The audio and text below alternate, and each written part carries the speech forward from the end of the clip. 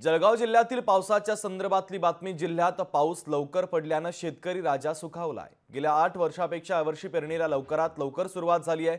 खरीप हंगामात 7.5 लाख हेक्टरवर पेरणी होणार आहे। पेरणी झाल्यावर पावसाने लगेच हजेरी लावली तर लवकर पेरणी केल्याचा फायदा होईल आणि उत्पन्नामध्ये वाढ होईल असं शेतकऱ्यांचं म्हणणं आहे। या संदर्भात शेतकऱ्यांशी संवाद साधला आमचे प्रतिनिधी सुमित देशमुख यांनी। पाहूया।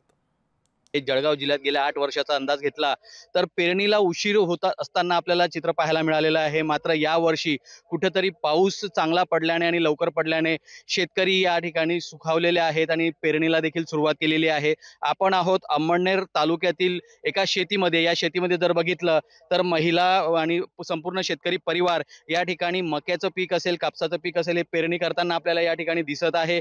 सगळ्यात महत्त्वाचं म्हटलं म्हणजे जळगाव जिल्ह्यात जवळपास 7.5 लाख हेक्टरवरती यावेळेस खरीप हंगामाचं पीक घेतलं जाणार असल्याचं कृषी खात्याचा अंदाज आहे। या ठिकाणी शेतकरी वर्ग आपल्याला या ठिकाणी मका पेरणी करताना दिसत आहे। आपल्यासोबत काही शेतकरी जुडले आहेत, आपण थेट त्यांच्याशी संवाद साधूया।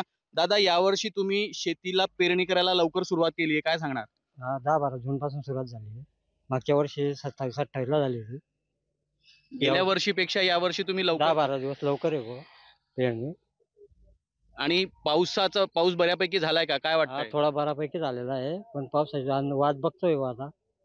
पाऊस यायला पाहिजे बाबा।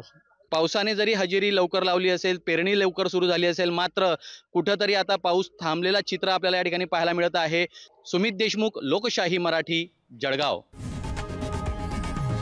लोकशाही मराठी, ऐका, पहा, जागरूक रहा।